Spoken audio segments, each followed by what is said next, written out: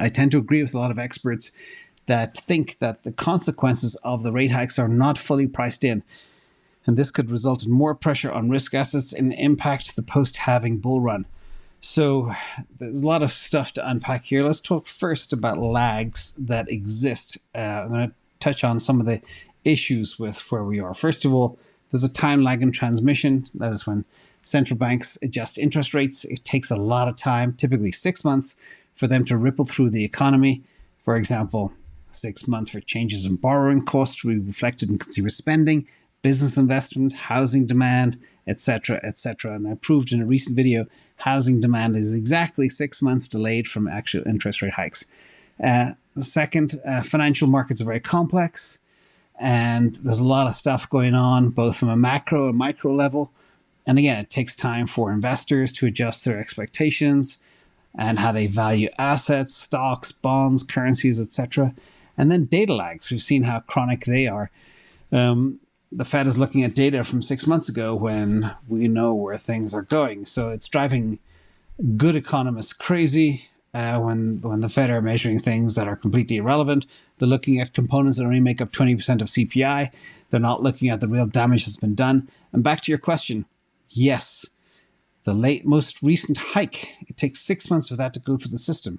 So we won't see the damage from the most recent hike until August 2023. So you're dead right there. Now, the bond market is talking dovish, speaking dovish here, and this is globally as well. I thought it was a very interesting chart. You can see how the yields are different from where they were at the end of 2022 to where they are where we are today. In addition, this chart is stunning from the other day as well. If you look at the 10-year, this kind of blew my mind because of all the panic and everything else in the market over Thursday and Friday last week. You can see the truth is markets are looking forward, yes. But if you look at the 10-year, it is currently at 3.69%. It tanked on Thursday and Friday. But if you look at the level today compared to where it was in June, beginning of June 2022, that was at 1.5%.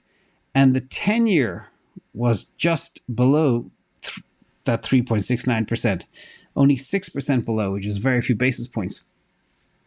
After that, we had 6 rate hikes. And again, the markets are looking forward. This chart tells you exactly how they're looking forward. They expect 10-year to come down, the 2-year to come down, and the Fed not to be able to sustain this high level of rates. We always saying something's going to break. Well, many things have broken, and we just saw the recent catastrophe last week. So that's where we are. I think, again, I have to stress it for the last time, the markets look forward. We know we're close to the top. Early last week, the Fed believed, or the markets believed, 86% chance they were going to do a 50 basis point hike.